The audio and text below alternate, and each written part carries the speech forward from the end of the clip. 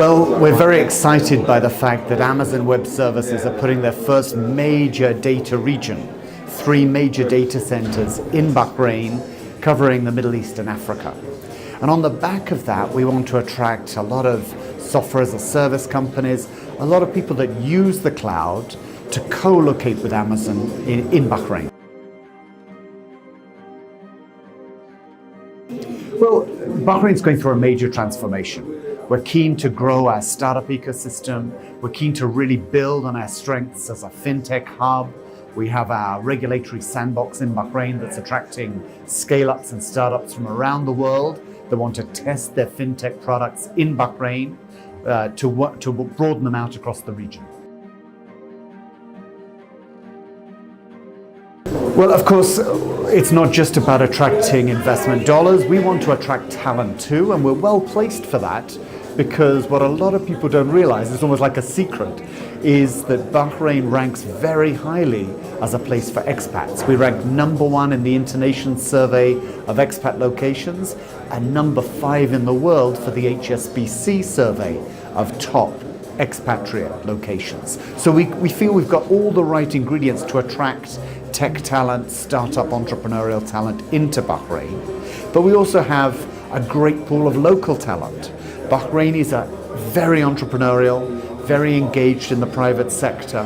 And so we've really got a healthy mix of foreign entrepreneurs and founders and some great local talent, local founders, local entrepreneurs coming together. Well, one of the beauties of being a relatively small economy is that you can be quite nimble. And by adopting a Team Bahrain approach, we can bring together all the major decision makers and introduce new regulations, new laws very quickly.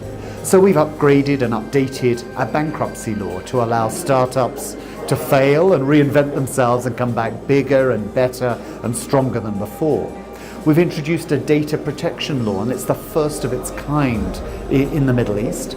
And again, that supports what we're trying to do in developing cloud technology.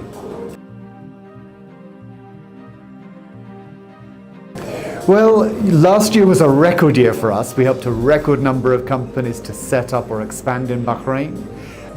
This year is going to be a challenging year, but we think we can do even better.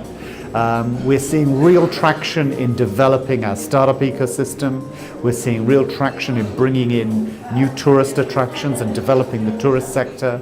And the fintech sector, because we have such a great relationship with the central bank, is really going from strength to strength.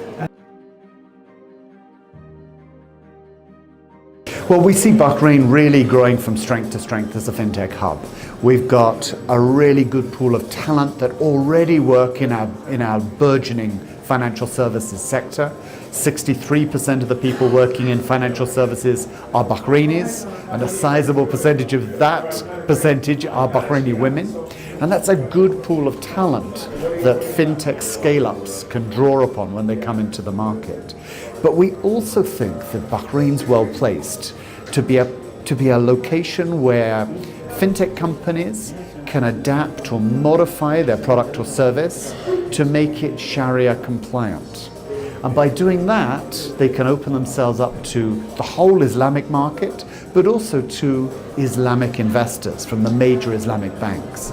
And Bahrain could be a good place to do that. Well, a sizable percentage of the companies that are already in our regulatory sandbox are cryptocurrency exchanges. But it's not just blockchain related to fintech that excites us. It's blockchain in many, many fields that we feel could give Bahrain an edge in the future. Thank you very much. Thank you. Maybe one thing for me, can you just Sure. say your name and your position to begin? My name is Simon Galpin. I'm Managing Director at Bahrain's Economic Development Board. Thank you. Well, we're very excited about having our second Gateway Gulf in Bahrain. The dates are going to be the 11th and 12th of March in 2020.